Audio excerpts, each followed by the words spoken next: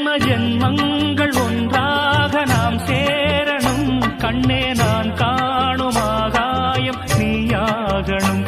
என்றும் ஓயாது ஓயாது உன் ஞாபகம். நாளும் உன் பார்வைதானே என்